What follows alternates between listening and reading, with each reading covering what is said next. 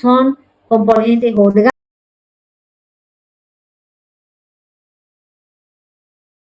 orgánicos, mientras que los componentes inorgánicos van a ser el agua, los hidrogeniones, cloruro, sodio, bicarbonato, como así también el potasio.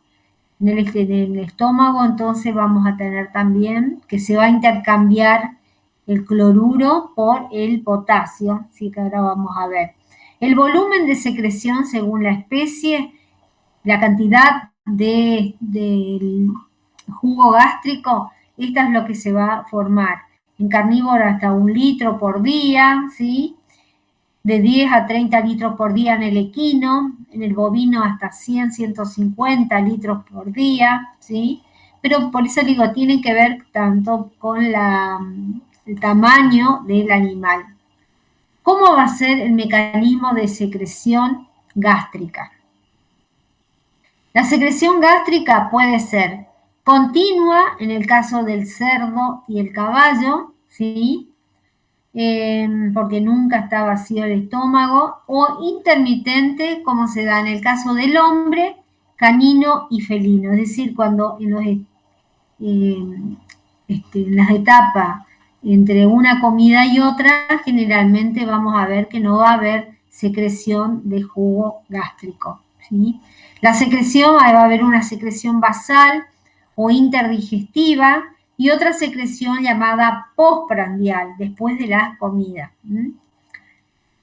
Vamos a hablar cuáles son las enzimas que vamos a encontrar en el contenido del estómago. Ustedes ya vieron algo en el trabajo práctico que dieron así que ahora lo vamos a ver más bien en detalle.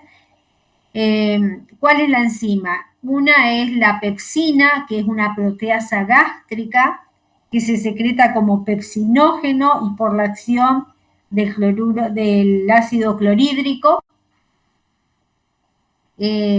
¿cómo se llama? Se va a activar, los animales poseen todo, el sustrato va a actuar sobre las proteínas, que el sitio de acción va a ser de la unión fenilalanina tirosina, ¿sí?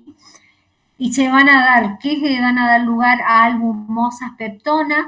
El pH donde va a actuar es de 1,5 a 2,5, es una endoenzima, y el pH puede actuar hasta que el pH sea de 5,5. Cuando es el pH 5,5 ya no puede actuar la pepsina.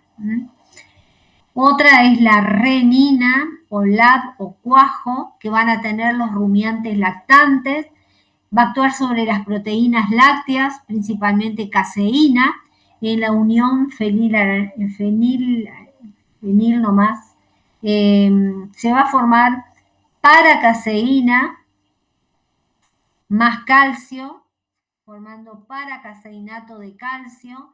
Necesita del calcio para poder actuar, llamada también gastrixina, ¿sí? En el hombre, o paraproteínas, generalmente va a actuar a pH más bien no tan ácido como de 1,5 a 2,5, acá va a actuar a pH 4,5, ¿sí? Luego vamos a tener la lipasa gástrica que tienen, por ejemplo, la rata, el cerdo, se cree algunos carnívoros. Va a actuar sobre los triglicéridos, ¿sí? Principalmente cadena alfa y alfa prima, y va a dar lugar a ácidos grasos más monoglicéridos, ¿sí? Y va a dar una tributirinasa, y el pH donde va a actuar es de 5 a 7. ¿Sí? Esto tienen que aprenderse dónde actúa, ¿sí? Para ahora cuando vemos la parte de intestinos es muy importante que conozcan todo esto, ¿sí? ¿Qué es la gastrina? La gastrina dijimos que es la hormona, vimos hoy, grelina. Bueno, la otra es la gastrina sintetizada y liberada por las células G. Vamos a tener la gastrina 17, que va a ser la más activa, la pequeña, y la otra, la pentagastrina, que tiene 34 aminoácidos, que es más abundante. El receptor va a ser colecitoquinina B. Las hormonas del sistema APUT, ¿sí? Van a actuar. Los estímulos para que actúe la gastrina van a ser la presencia en el estómago de péptidos pequeños. Por ejemplo, algunos aminoácidos son más factibles para que produzca la secreción de jugo gástrico, va a ser fenilalanina y triptófano.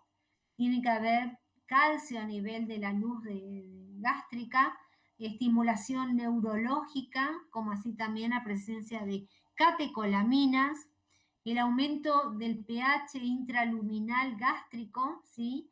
Como así también la distensión gástrica por el sistema nervioso entérico, y como también por la presencia de neurotransmisores, como por ejemplo proteína religen de gastrina, serían como una prohormona.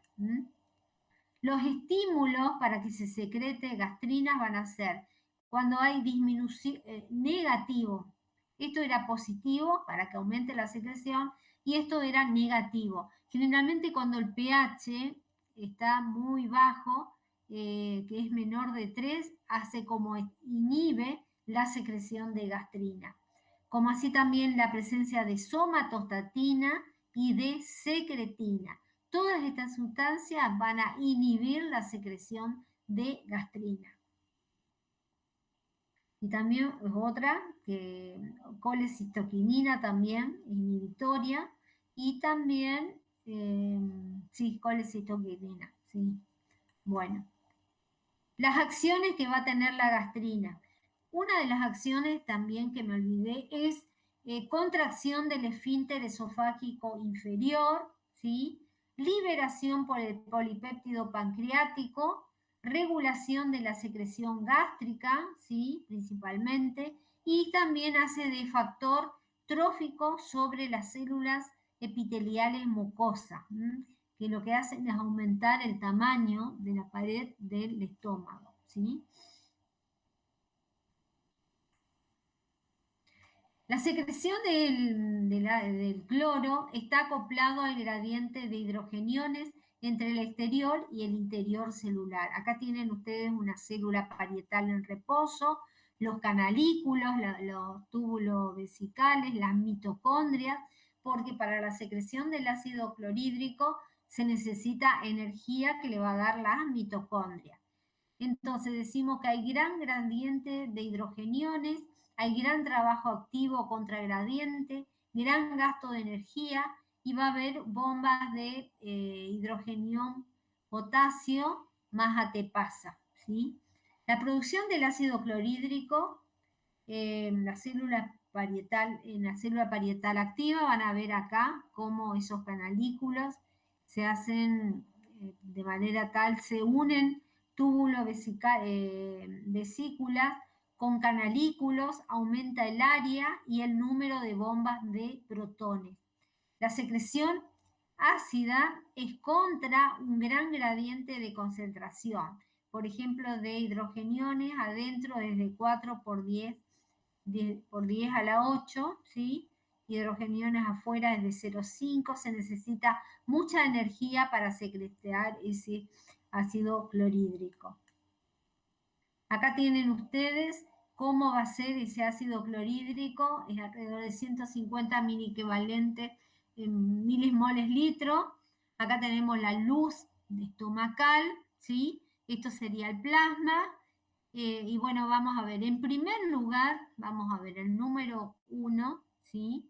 Esto sería, tiene que haber una anhidrasa carbónica, ¿sí? ¿Dónde está? Acá está la 2. Bueno, acá tenemos, en la luz vamos a tener que va a haber una bomba de protones que va a sacar hidrogeniones y va a meter potasio adentro de la célula parietal, ¿sí? Pero para que esto suceda, primeramente tiene que haber anhidrasa carbónica. En la célula parietal, esa anhidrasa carbónica va a actuar sobre el dióxido de carbono más el agua. Por la acción de la anhidrasa carbónica se forma ácido carbónico, ¿sí? Que es este que está acá. Ese ácido carbónico es muy la composición es muy endeble y esto se va a disociar por un lado dando protones y por otro lado bicarbonato, ¿sí? El bicarbonato, acuérdense que va a pasar a la sangre, ¿sí? Y el protón va a pasar a la luz del estómago, ¿sí? Por ese motivo. Además también va a pasar el cloruro, va a haber una bomba de cloruro, ¿sí? Generalmente el cloruro se va a intercambiar por bicarbonato que va a ir a la sangre, ¿sí? Va a ir por el otro contado. Acá sería la sangre, ¿sí? Se va a intercambiar por cloruro.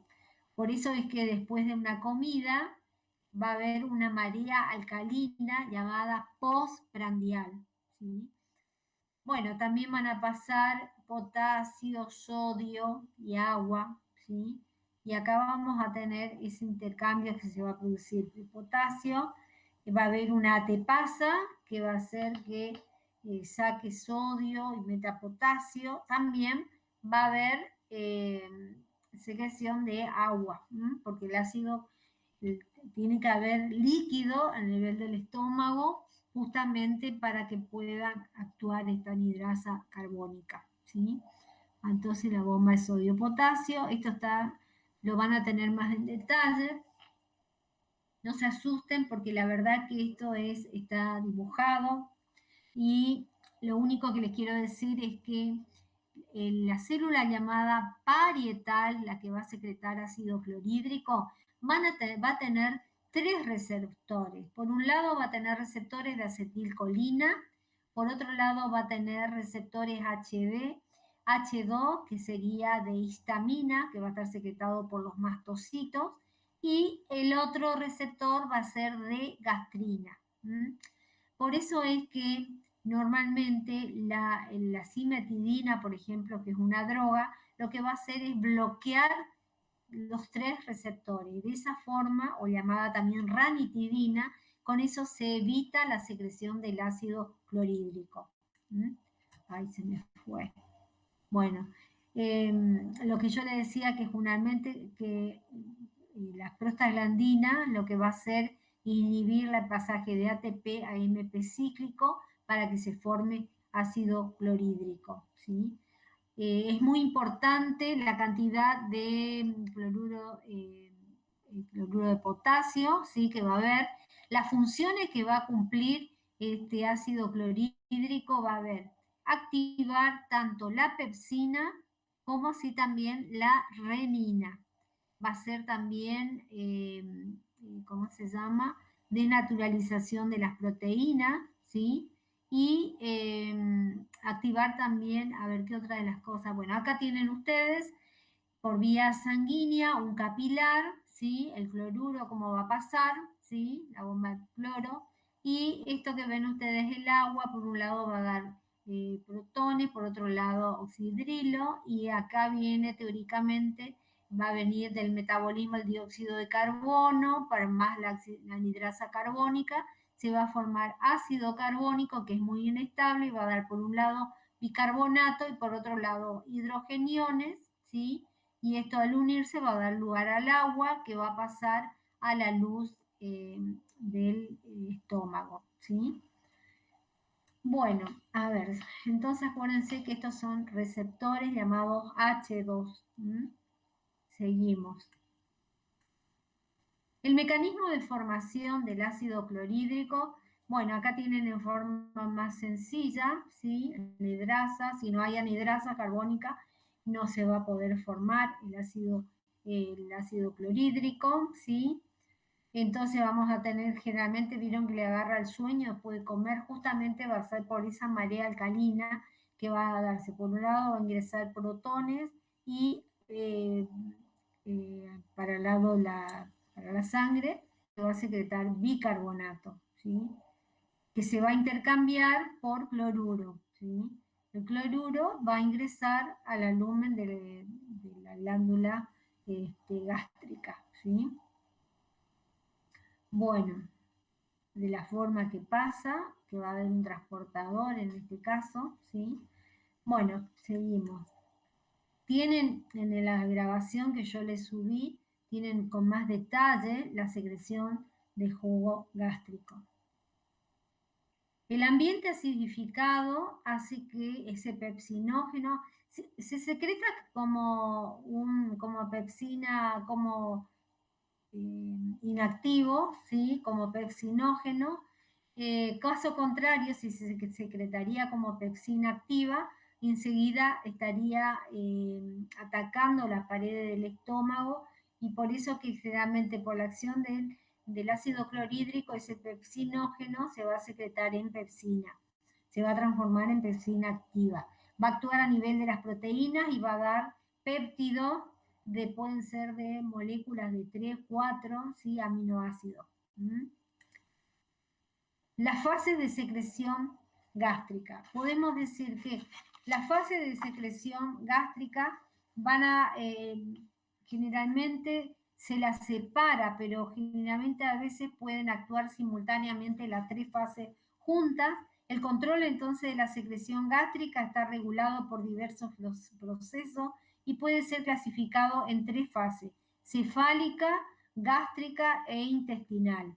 Durante la fase cefálica anterior a la llegada del alimento al estómago, son los estímulos como la vista, olores, sabores de la comida e incluso respuestas condicionadas en el caso de las experiencias que hizo Pavlov, lo que alcanzan el sistema central. La respuesta llega por vía vagal, produciendo la liberación de acetilcolina en las proximidades de las células G y de las células parietales. Las células G producen gastrina, que se liberan al torrente sanguíneo y alcanzan a las células parietales. Estas, estimuladas tanto por la gastrina como por la acetilcolina, incrementan la producción de ácido clorhídrico. Una vez que el alimento alcanza el estómago, comienza la fase gástrica. Entonces, acuérdense, la fase cefálica va a producir un 45% de la cantidad que hay de jugo gástrico. En 4 a 5 minutos hay una estimulación bucal refleja. El centro va a ser el centro vago. No se da en herbívora. ¿Entienden? Esta fase generalmente se acuerdan de que puede empezar ya cuando antes de que ingrese el alimento a la boca. Con el solo hecho de ver una comida rica ya se le están produciendo este jugo gástrico. Otra va a ser el proceso llamado que regula la secreción en la fase gástrica, es la presencia del alimento, ¿a dónde? En el estómago, que provoca un aumento del pH gástrico, de manera que se bloquea el efecto inhibitorio que presenta el ácido clorhídrico sobre la producción de gastrina, aumentando la secreción ácida. Cuando la digestión se va desarrollando, el pH del estómago va reduciéndose y este factor inhibe la liberación de gastrina. Normalmente cuando el pH es igual a 2, se inhibe la producción de gastrina e incluso se bloquea totalmente si el pH alcanza a valores máximos próximos a 1. Entonces, principalmente va a ser la estimulación gástrica, mecánica o química, que va a producir tanto la secreción de gastrina como también de histamina. En cambio, la secreción intestinal o la fase intestinal, que funciona como un sistema de retroalimentación negativa, cuando el alimento digerido en el estómago pasa al duodeno, se produce una reducción del pH duodenal y se produce una inhibición de la producción de ácido clorhídrico en las células parietales por un mecanismo en el que se intervienen la hormona secretina y el sistema nervioso llamado intrínseco, ¿sí? Entonces, para la intestinal es la estimulación de la parte intestinal. Entonces, acá hablamos, tienen en detalle la fase cefálica, es preparar el estómago para el arribo del alimento, la duración en minutos, acá ven ustedes, el sistema nervioso central, el nervio vago, que va a, ¿cómo le podría decir? Va a actuar sobre el plexo llamado submucoso o de Meissner, ¿sí? Donde van a estar las células mucosas que van a secretar moco, las células principales que van a secretar pepsinógeno y las células llamadas parietales que van a secretar ácido clorhídrico. También sistema, este nervio vago también va a actuar sobre las células G que van a secretar gastrina. El mecanismo es neuronal, son neuronas, vías de fibras preganglionares del nervio vago, sería parasimpático, y sinapsis con el plexo llamado submucoso o de Meissner. ¿Sí?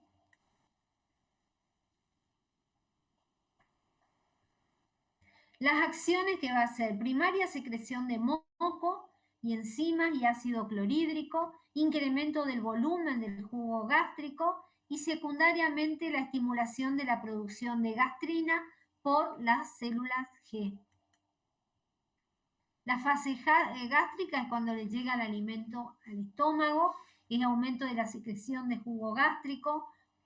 Eh, Hay algunos alimentos que producen mayor cantidad de ácido clorhídrico, por ejemplo, ¿cómo se llama? El pan tostado es lo peor, lo mismo que los condimentos muy, muy concentrados, como por ejemplo caldo, ¿sí?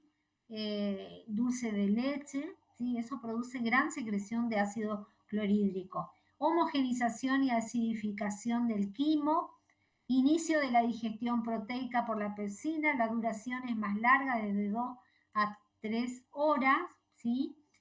El mecanismo es neuronal, reflejos cortos por estimulación de quimio y mecanorreceptores, hormonales va a ser la gastrina por estimulación parasimpática y simpática, ¿sí? No, estimulación parasimpática y presencia de péptidos y aminoácidos, y localmente la presencia de histamina producida por los mastocitos. Entonces acá ven ustedes los mecanorreceptores que producen distensión de las paredes, elevan el pH porque entran muchas proteínas, va a haber quimioreceptores, va a haber movimiento de mezcla, las partículas de los péptidos digeridos van a actuar sobre la célula G que va a secretar gastrinas. Entonces acá intervienen tanto los plexos, el plexo mientérico o de Auerbach, como así también el plexo submucoso de Meissner. Las acciones van a ser producción de ácido clorhídrico y pepsinógeno y aumento de la motilidad, es decir, los movimientos de mezcla. La función de la fase intestinal es preparar el duodeno para el arribo del quimo ácido, continuar la secreción de jugo gástrico y la duración generalmente es larga. Vamos a ver que el mecanismo es neuronal, reflejos cortos por estimulación de mecanorreceptores y también reflejos enterogástricos.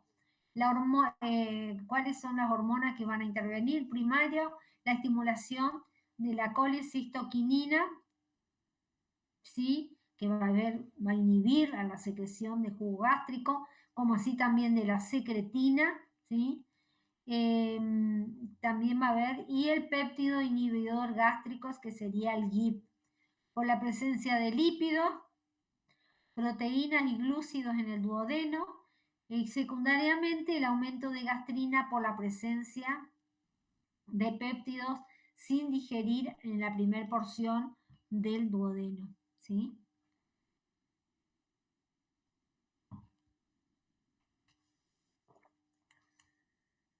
Las acciones que va a hacer, en primer lugar, va a ser disminuir la producción de ácido clorhídrico y pepsinógeno y también disminuir la motilidad gástrica. ¿Cómo va a estar regulado esos procesos secretorios? Los estimuladores van a ser acetilcolina, gastrina, histamina, y el inhibidor va a ser principalmente somatostatina, ¿sí? El control de la secreción esto es para la secreción de ácido clorhídrico. Para el control de la secreción de pepsinógeno, los estimuladores van a ser calcio, mediadores intracelulares y el AMP cíclico, y la inhibición de la secreción va a estar dada por las prostaglandinas, como así también de la somatostatina. ¿Cómo se va a pasar el líquido?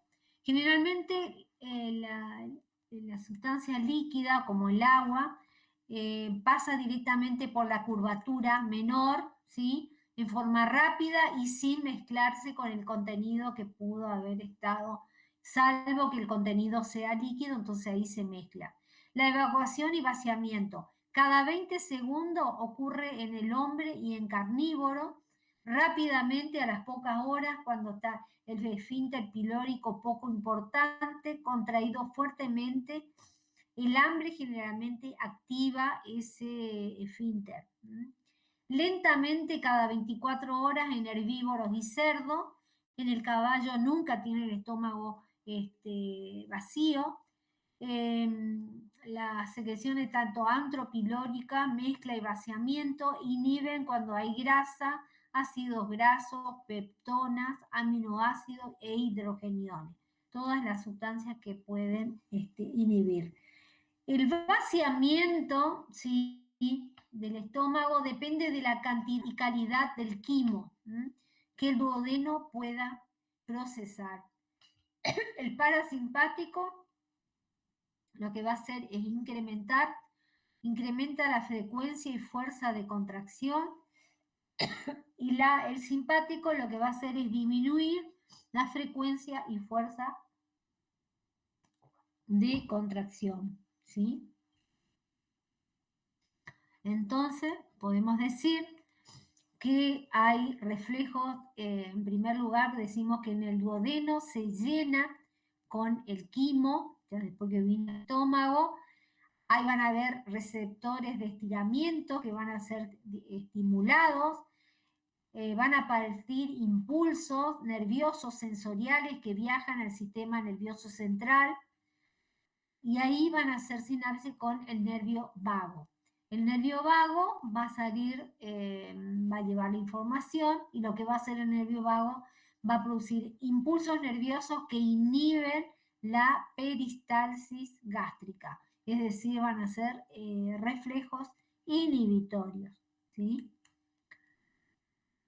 Generalmente en la etapa interdigestiva, cuando estamos en ayuno, generalmente después de un tiempo, generalmente 24 horas, y hay contenidos que no se han digerido, restos de alimento, o puede ser hueso en el estómago, entonces ahí se va a producir un complejo motor micromigratorio que aparece después de la última comida para eliminar las partículas no digeridas. Son ondas peristálticas lentas que barren caudalmente el tracto gastrointestinal, y generalmente se produce contracción a nivel del estómago y se produce la relajación del esfínter pilórico para que puedan atravesar esas partículas que no se pudieron digerir. Está controlada por la hormona motilina. Eso tienen que acordarse ustedes, ¿sí? ¿De qué forma? No se quiere aguantar. La digestión de los estómagos uniloculares, en el caso de carnívoros, principalmente la acción va a ser proteolítica, ¿sí?, porque vamos a tener la pepsina, sin acción de amilasa y flora bacteriana, porque estos animales no tienen amilasa y no tienen flora bacteriana que pudieron ingresar con el alimento, ¿sí? En cambio, si lo comparamos al hombre, va a haber acción proteolítica con acción de la amilasa, porque el hombre tiene amilasa. Lo mismo que otros animales, como por ejemplo el cerdo, el carpincho tiene, algunas aves también tienen alfa-amilasa, ¿sí? que va a actuar sobre tanto el glucógeno como el almidón, ¿sí? En cerdo, lactantes sin no tienen renina y en los adultos cada 2 a 4 horas se va a producir una, ¿cómo se llama? Digestión llamada amilolítica por la acción de la saliva y las bacterias que ingresan con la saliva, eso se da en adultos, y después de 9 a 12 horas recién va a haber una digestión llamada proteolítica, ¿sí? Estos en los cerdos es que tenían una zona glandular que se tenía que llamar cardia, que tenía mucho bicarbonato de sodio, ¿sí? En los equinos lactantes es muy lento el vaciamiento del estómago porque tienen mucha grasa, ¿sí? La leche. En el caso de los terneros, ¿cómo se llama? Cuando toman la leche, ¿sí? En adultos simultáneamente se produce hidrólisis por la presencia de diastasa que ingresan con el alimento, se va a dar lugar a ácido láctico, va a estar aumentada y las bacterias gástricas van a actuar en la digestión, pero no van a actuar a nivel de la celulosa, no van a digerir. Solamente en el saco caecus, ahí recién va a poder digerirse la celulosa por las bacterias que hay. Y va a haber una proteólisis. Bueno, esto es rápido porque lo tienen ustedes en la guía de trabajos prácticos. ¿Qué es el reflejo del vómito? Es una acción refleja, defensiva, para algunos no fisiológico, expulsión espasmódica del contenido gástrico y o duodenal, inducido por estímulos eferentes de zonas sensoriales del tracto gastrointestinal, ya sea una irritación a nivel de la mucosa, táctilo-química, otras vísceras abdominales, por ejemplo, por acción del hígado, riñón, útero. La región sensible va a ser la región laberíntica en relación a los sentidos, olfato y vista. Los estímulos mecánicos van a ser aumento cuando hay un aumento de la presión intracraniana y la acción farmacológica puede ser por apomorfina o pilocarpina. Los estímulos ejercen acción sobre el grupo neuronal ubicado en la formación reticular del bulbo. Esto sería el centro del vómito. La vía eferente, generalmente acá hay un error, me olvidé, bueno, de arreglarla, acá es vía aferente, sensitiva, van a ser las fibras simpáticas y del nervio vago y el frénico, ¿sí? Y las llamadas también, si esta aferente, eferente, motora, la respuesta es compleja. En primer lugar va a haber una sensación de náusea en la zona quimioreceptora que hace de gatillo, que produce la inducción del reflejo del vómito, es un reflejo, va a haber hipersecreción salival y sudoración, y va a haber aceleración de la frecuencia cardíaca. Esto le habrá pasado alguna vez a ustedes, a veces algún olor feo le va a poder producir náusea, y a veces dolores a nivel del hígado o de las, ¿cómo le podría decir? A nivel del útero, ¿sí? Le puede producir deseo de vomitar, ¿sí? El reflejo del vómito es la expulsión del contenido gástrico en dos etapas. La primera se va a producir la relajación del cuerpo del estómago, contracción de la región antepilórica y la relajación de los esfínteres superior e inferior del esófago para que pueda pasar ese alimento que está a nivel del estómago. Puede ser de que venga del estómago o puede ser de la zona del duodeno. El único animal que no puede porque tiene un velo muy largo, estafilino muy largo, el caballo. Y también tiene el esfínter esofágico inferior, tiene forma de corbata y eso hace que se le impida, se tiene que romper el estómago para que pueda vomitar. La segunda etapa sería una inspiración forzada, cierre de la glotis, contracción del diafragma y los músculos abdominales, aumento de la presión intragástrica, relajación del esófago y evacuación del contenido hacia la boca y el exterior, suspensión de la respiración y ascenso del velo del paladar, ¿sí? El reflejo del vómito, la diferencia entre especies, podemos decir que es frecuente en felinos, es mayor que en cerdo y este es mayor que en canino. Diferenciar con la regurgitación que se produce en rumiantes, que no es un vómito, y nunca como acto terminal en equino, por imposibilidad anatómica, porque tienen un largo velo del paladar y la disposición muscular a nivel de la musculatura gástrica.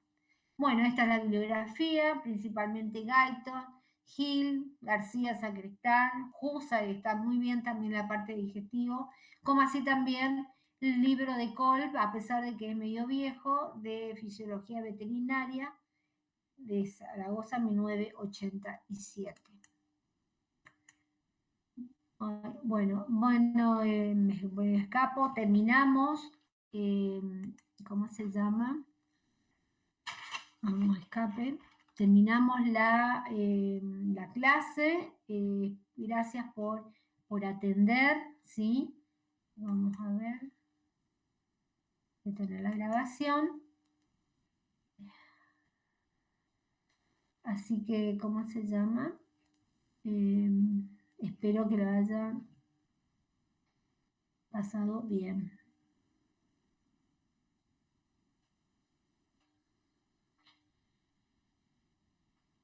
Así que les dejo.